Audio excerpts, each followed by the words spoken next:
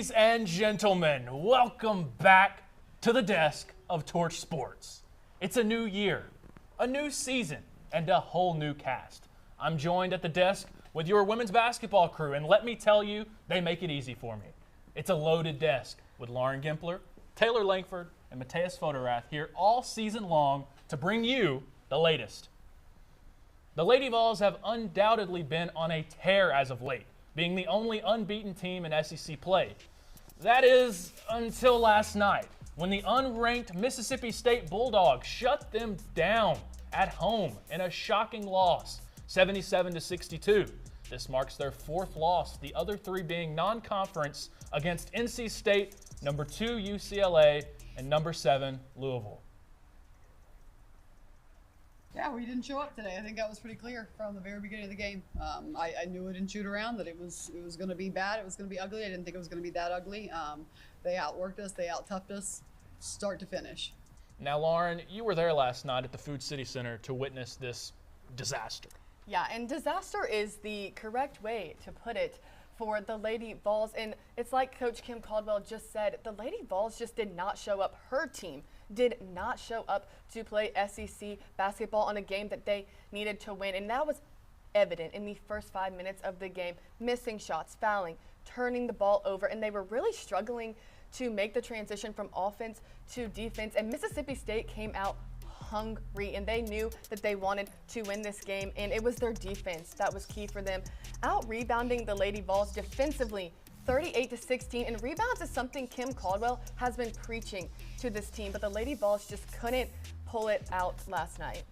Well, last night was one of those games that I had to sleep on. A little meditation, a little devotion after a loss like that. And then the rare wise words of Lauryn Gempler from at Torch Sports CTK last night came into my mind. Is it hard to beat a team twice? Yes, but that is a sorry excuse for a pitiful performance of a basketball game last night. Well, Taylor, it's great to be with you. It's great to be with Lauren. It's great to be with you, Alex. But come on. I mean, the Lady Vols, SEC play was looking splendid. They were 6-0 in conference play up until last night. They were seeking their first 7-0 start in nearly 3 years. Wow. And defensively, they were playing up to their potential. Smothering defense, only allowing 61.3 points from 4 of their last 5 opponents. And look, they were playing fast and furious, full of heart, full of energy for this game.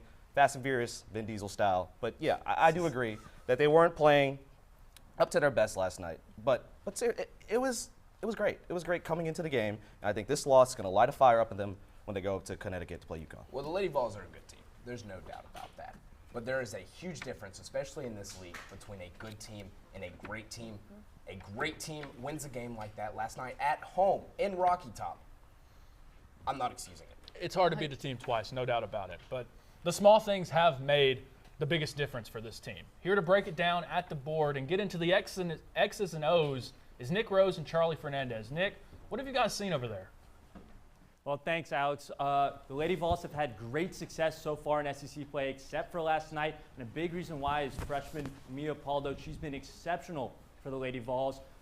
I mean, she's been great scoring. Here, she fills the space from the driver. You just can't leave a good shooter that open. She's going to be able to make this down, no problem. That's right. She's so quick. Also, doing it on both sides of the floor. She's going to lose possession here, get it poked away. Kentucky's going to gain possession. What does she do? Not give up on the play, get the ball back, and lay it in for the easy two. That is a coach's kind of player. And here's she being aggressive on offense this time, able to stop on a dime, gives her an easy bucket. Yeah, well, rough one last night, but the Lady Vols will have the toughest test of the year against the number 1 ranked UConn Huskies, who are coming off a 58-point victory. Back to you, Alex. Thank you, Charlie. We appreciate it. Well, when it comes to expectations for this team, before the break, I would have told you that they were under it. We were looking at a sophomore slump for Kim Caldwell, but then before last night, I was like, the Lady Vols are back, and they're back. But after last night, here's the reason why I'm disappointed. Their next matchups, at number 1 UConn, at 23 Georgia, at 3 South Carolina, number 4 Texas, at 10 Oklahoma, at 6 LSU, and to wrap out the year, 5 Vandy, with some easy SEC games sprinkled in. Last night was supposed to be. Well, and now you have to add Ole Miss to that schedule since that game was postponed on Tuesday due to the snow down in Oxford. And I had a chance to hear from Kim Caldwell on Wednesday, and she said it herself. The Lady Vols have a brutal schedule coming up in February. But like you said, 2 months ago when we sat here, I don't think any of us expected the Lady Vols to be 6-1 in SEC play. But up until last night, it really felt like everything was meshing for this team. So really hope they can get back to that before they take on UConn this Sunday. Exactly, Lauren. I mean, focusing on the positives here, for such a young team, Tennessee has certainly surpassed expectations. They lost their best scorer in Ruby Whitehorn, that whole situation. And honestly, I'm very proud of the freshmen and the young players who have stepped up to the plate, especially Mia Paldo, Denia Prawl, and Jada Civil, especially against that game against Kentucky. They scored 38 out of the team's 60 points. Against Arkansas, Mia Paldo had 18, Jada Civil had 12, Lauren Hurst even had 5, Denia Prawl had 4, Maya Paldo. So this team, they have such a great young core, and I'm excited for the future. And again, focus on the positives, guys. Come on, give them some credit. You're right. I'm sorry. Come on, give them some credit. It's tough sledding down the stretch, though, for the It Lady is. Vols. It And is. now on Sunday, the Lady Vols are going to make the journey north to Hartford, Connecticut to face the #1 UConn Huskies and try and get a little bit of magic after beating them at home last year. Our Sophie Starkey is right outside of where that magic happened. Sophie, what are the expectations for this one? Thanks, guys. The number 15 ranked Lady Volunteers hit the road this weekend to take on the #1 team in women's college basketball, UConn. Now, that's a pretty daunting task for pretty much every team, but luckily the Lady Vols have successfully navigated this one before. Last year, UConn came to the Food City Center ranked 5th, while the Lady Vols only stood at 19th. And in her first season leading the team, Kim Caldwell led the team to an 80-76 upset. It was the first time Tennessee took down UConn since 2007. The match also featured the #1 overall WNBA draft pick in Paige Beckers. Z Spearman, Talasia Cooper had a great game. Spearman leading the team with 16 points, Cooper having the final bucket of the night for her team. Both these ladies returning to action this weekend, hoping to get that winning streak back up to 2, but they have got a lot of groundwork to make up. After that Mississippi State loss last week, this time they're going to Hartford, Connecticut. Hopefully can turn around and get a winning streak going again. Back to you guys. Thank you, Sophie. Always a pleasure to hear from you. And look, against UConn, Tennessee needs to play to their strengths, which is one of them is offensive rebounding. They average about 16.6 offensive rebounds per game. That's 7th in the nation, 2nd in the SEC. Don't do anything too crazy. Can they secure the boards, especially on the offensive end? They've grabbed 15 or more offensive rebounds in every game except 3. That was against Alabama, Kentucky, and Auburn, and they're currently 11-3 when having more offensive rebounds against their opponents. And I know offensive rebounds, it means they're missing a lot of shots, but they have to play their strengths. And can they set the tempo against UConn? The best performances from the Lady Vols are when opponents play up to their speed. And Mississippi State, they unfortunately were able to slow down the game, slow down the up-tempo that Tennessee normally plays. And if Tennessee can just set that high and fast, up-pace tempo against UConn, they'll have a chance of winning. Matayaus, I agree. Tennessee has to play to their strengths, but you're going into UConn, and they are hungry. They want this win. They lost to Tennessee at Tennessee last year. The crowd is going to be in it, and if they play at all like they did last night, Kim Caldwell said it last night, they're going to be run out of the gym in the first quarter. So they have today and tomorrow and to get ready for this amazing UConn team if they want even a chance at a decent close loss. That is true. Well, I really want to be a positive Patty to wrap this up. But the truth of the matter is this is David versus Goliath, and David didn't even bring his stones. Wow. Last year, of course, they were the reigning national champions, led by Paige Beckers. Oh, she's gone. Just kidding. That crown was passed to Sarah Strong with, if I may, 18.9 points per game, 8.2 rebounds per game, 4.6 assists, 3.6 steals, 1.6 blocks. She's only a sophomore, and she leads the team in every single one of those stats. On top of just the team that is around them, this is going to be an uphill battle, and we're going up Mount Everest. There's no room for error. Yeah. There is no room for Got to error. play their best game of the season for sure. There's no doubt about it, folks. And let me tell you something, 18 consecutive 25-point victories for the Huskies. That's the best in the past 25 seasons for Division I basketball. It's going to be a tough test on the road for Kim Caldwell and company. It's going to be a special one. But that's all we've got today for the Lady Vols. But there's more basketball to come. When we come back, for more on the Lady Vols' long-heated UConn rivalry, Taylor Lankford has the history. The biggest rivalry in all of women's college basketball, the UConn Huskies versus your Tennessee Lady Vols, tips off this Sunday at 12 p.m. Eastern in Storrs, Connecticut. These two powerhouse programs have been famously clashing for years. So let's take a look back at some of these teams' most historic matchups. It was 1995 when these two teams first met. The well-established Lady Vols, led by the great Pat Summitt, were on the quest for their 4th national title, while the Huskies, coached by Gino Auriemma, were on the rise and rising fast. The two teams played in mid-January of that year in Stores, resulting in a UConn win 77-66. Only a few months later, the Lady Vols faced the all-too-familiar foe in the national championship game, which once again resulted in a loss 64-70, giving Coach Auriemma and the program their first national title. While the Lady Vols have gone on runs of their own, UConn has been the more proficient team in this rivalry. Tennessee is 10-15 since the national championship game, but their most notable win came only a year after that loss. In 1996, the Lady Vols defeated the Huskies in overtime in a Final Four matchup in Charlotte, North Carolina, ultimately propelling the team to its 4th national title win. However, UConn has dominated the more recent years, winning as many as 4 straight up until last year, when first-year head coach Kim Caldwell and the Lady Vols upset Paige Beckers in the soon-to-be national champions in Rocky Top. Now this year, UConn has unanimously stayed at number 1 in the AP poll, but your Lady Vols are hoping to carry over their momentum from SEC play and capture their first consecutive wins over the Huskies since 2007. For live updates and coverage on your Lady Vols versus UConn, make sure to follow at Torch Sports UTK. But I'm Taylor Lankford, Torch Sports.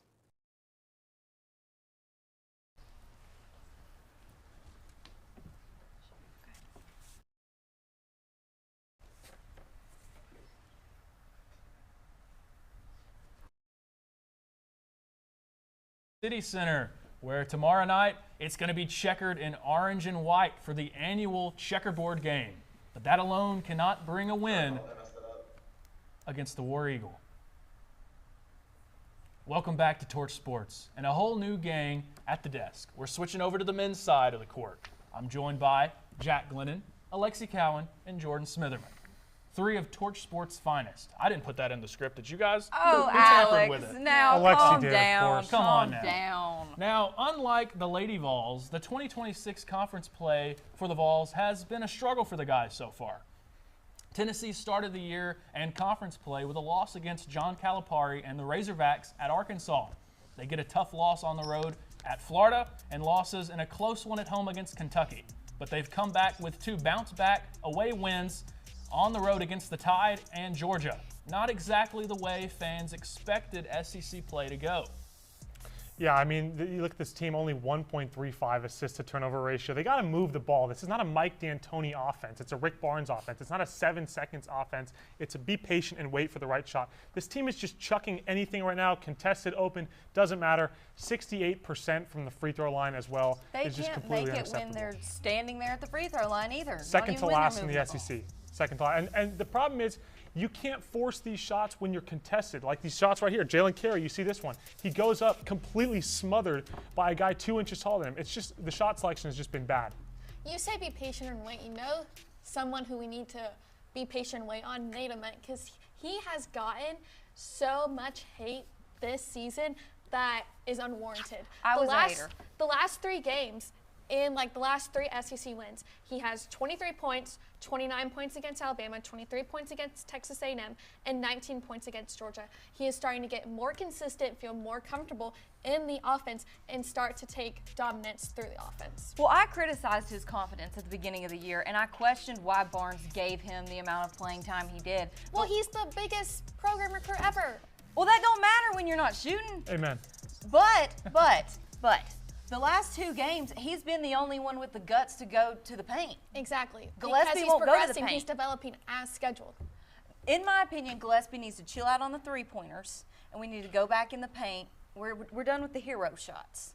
That's Hero shots. the hero shots where you got to be the hero. Fair enough. Well, also, Gillespie in his career before Tennessee was a combo guard. He's not used to being a true point guard. So That's true. So that factors into that. And we know this, that Rick Barnes' teams work better in the paint. But let's check out and see if the X's and O's tell us anything on the court. We're going to send it over again to Nick and Charlie to break down some of these key plays ahead of tomorrow's game. Guys?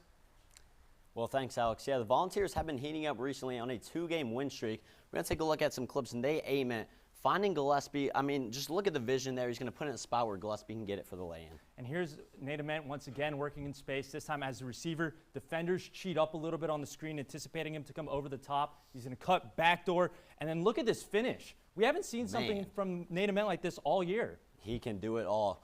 Yeah, next year we got, this is what we've been seeing from A-Man all year. He's going to off the dribble, fade away, and score it. Not a particularly good Auburn defense in the game coming up. That's right, Charlie. And Nate and Men is going to have to continue to be aggressive, scoring the basketball, attacking and playmaking if they want a chance to win. Back to you guys at the desk, Alex. Thank you, guys. Always appreciate your analysis. Now, the Vols have one of their biggest matchups of the year tomorrow night, hosting new head coach and kind of a surprise here with Stephen Pearl at the helm of the Auburn Tigers in the annual Checker the Food City Center game. Yeah, I mean, you look at this team, it's a much different team than last year. Obviously, the biggest missing pieces are head coach Bruce Pearl and star forward Janai Broome. But you look at this Tennessee team last year, they went on the road and lost 53-51 against Auburn without Janai Broome. An embarrassing loss, putting up 51 points in an SEC conference game is inexcusable. But that does not matter this year. This is a new team. It's a completely new squad. They have much more depth, at least at the forward position. I just think that they're going to out-rebound Auburn, who is not doing well on the glass. And Auburn's going to turn the ball over. Let them make the mistakes, and that's how you win this game, especially at home. You know who's been a beast rebounding recently? Akpara. So I expect him to have a huge game this game. This Auburn team, only one returner from last year, and that's Tahad Pettiford. Insane amount of turnover in this NCAA transfer portal era. In that regard, though, they're doing pretty good. And I think when you look at Tennessee and Auburn this year, they are such similar teams. If you go on the stat sheet, I think this will be one of the most even matchups that we've seen so far. I mean, look at their stats side by side. Not even a 1% difference in field goal percentage, average steals, average blocks. Both have 3 losses in SEC play. There's such similarities. They both went to overtime against Georgia. And then Tennessee won by 2 in a double overtime against Texas A&M.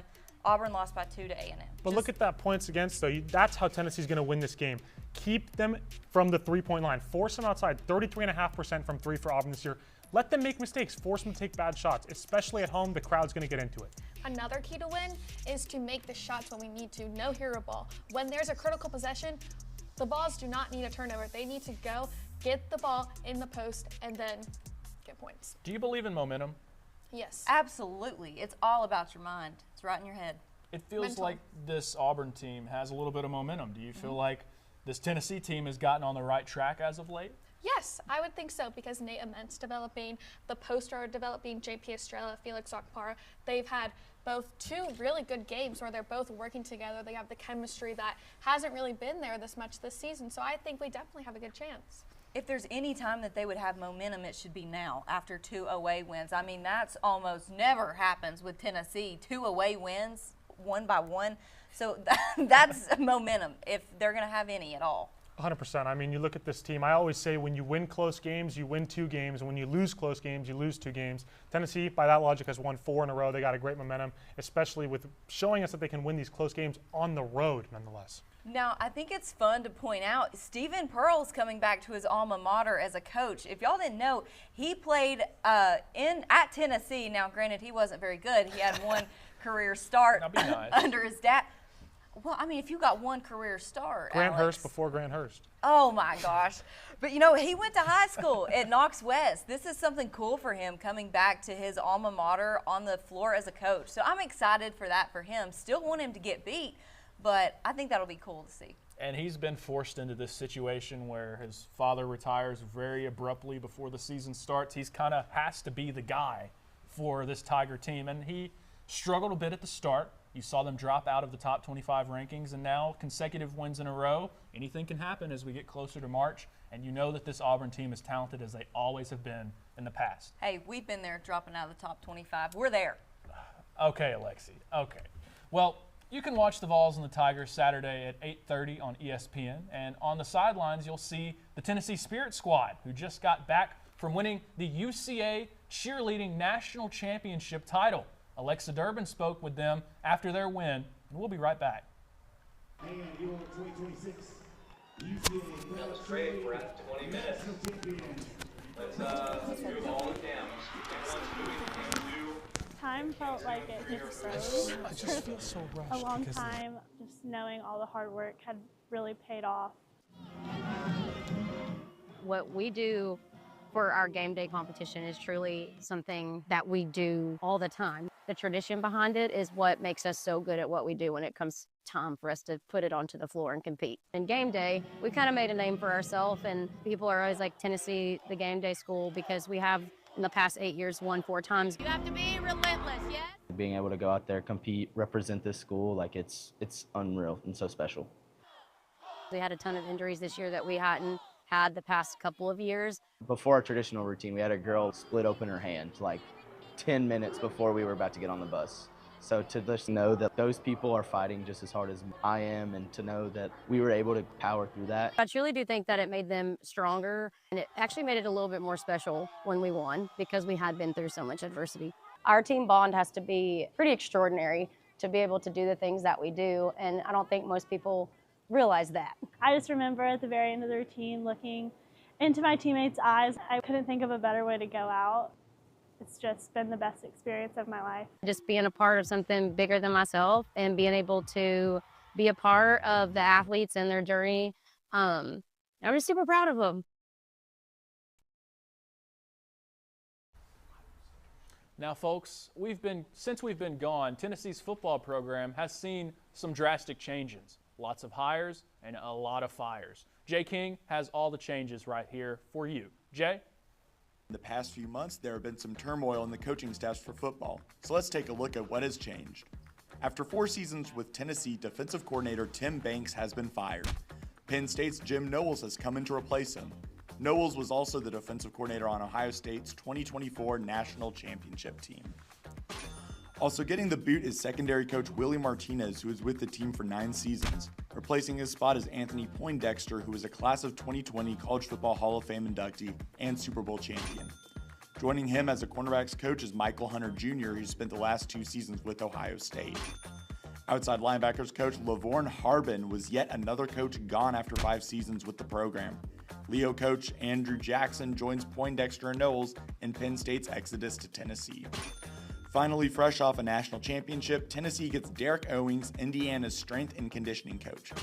These changes are made to improve a disappointing defense in the 2025 season and leaves fans with a lot to look forward to in 2026.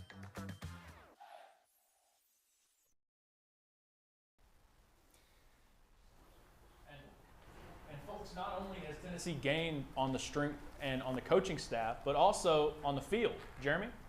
That is right, Alex. Other changes in the football program have also come from the players and new recruits and transfers now on campus.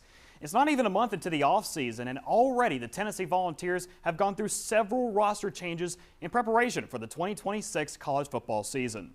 For starters, key players from the previous season are now preparing for the NFL draft, such as wide receiver Chris Brazzell II and tight end Ethan Davis on the offensive side. Defensive playmakers Colton Hood and Jeremiah Thielander are also entering their names into the draft. And on top of that, the Vols are also losing key players from the transfer portal, most notably running back Peyton Lewis, who has transferred to Virginia, and safety Boo Carter, who made the move to Colorado. Quarterback Jake Merglinger and kicker Max Gilbert also add on to the long list of players who transferred out. However, the program is excited to welcome some new additions from the portal.